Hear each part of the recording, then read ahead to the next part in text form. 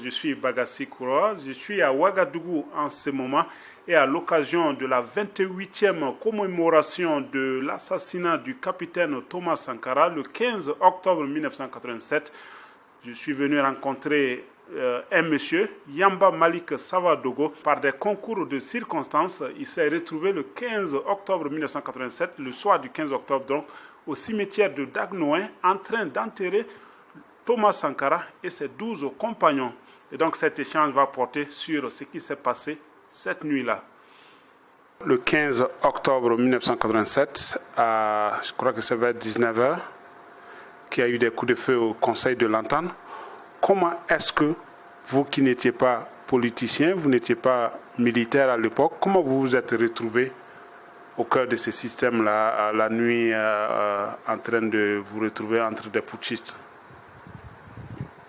Oui, le coup de feu, c'est vers 16h. C'est vers 16h. J'étais au palais de justice parce que j'étais un détenu et je partais au niveau du palais de justice pour récupérer les dossiers de jugement le matin.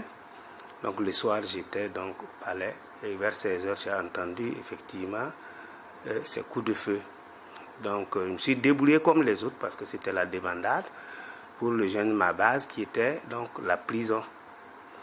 Et dans les environs de 19h-20h, le chef de poste m'a interpellé pour dire que le régisseur qui était certainement au Conseil de l'Entente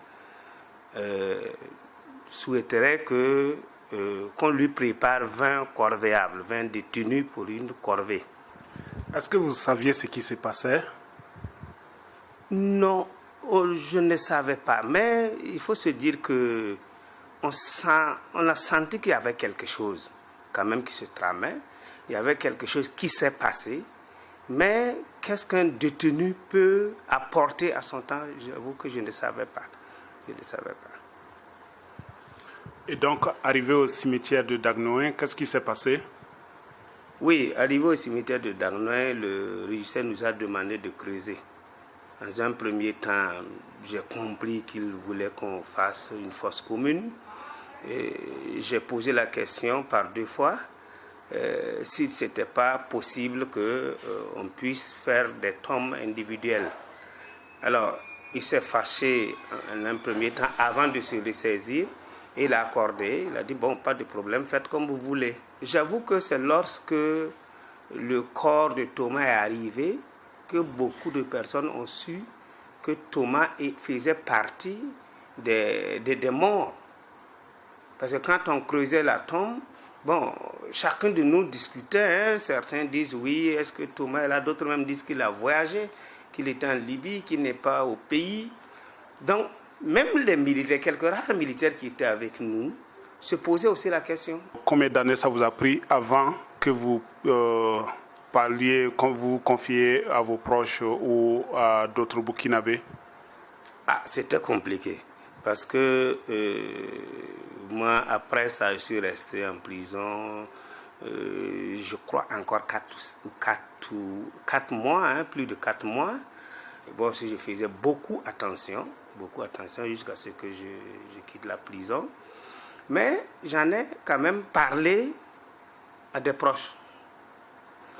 Bon, ensuite, lorsque on a pu faire démarrer le dossier, les avocats étaient informés. Voilà, étaient informés.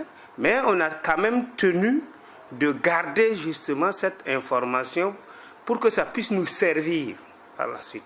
Parce que inutile de raconter des choses qui ne vont pas vous servir, qui vont même vous desservir. Ouais. Alors aujourd'hui, le rapport balistique parle de corps criblés de balles. Ça, c'est quelque chose que vous saviez depuis cette nuit. Oui. Parce que c'est méchant. C'est méchant. J'avoue que nous avions enterré les corps sans, comment on appelle ça? Sans gants.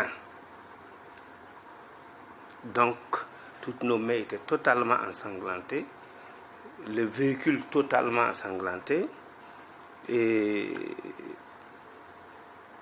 C'est l'ampleur, quand vous voyez comment les gens ont été criblés comme les animaux, c'est vilain. C'est vilain. C'est vilain. Bon, mais comme je l'ai dit, ils étaient tous identifiables. Il y a certains qui ont perdu un œil, mais ils étaient tous quand même identifiables. Surtout Thomas était en rouge, un survêtement rouge.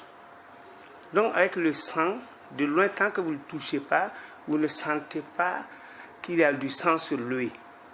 Donc c'est comme s'il dormait, couché les poings fermés, bouche bée, c'est comme s'il transmettait un message. Cette image me reste toujours.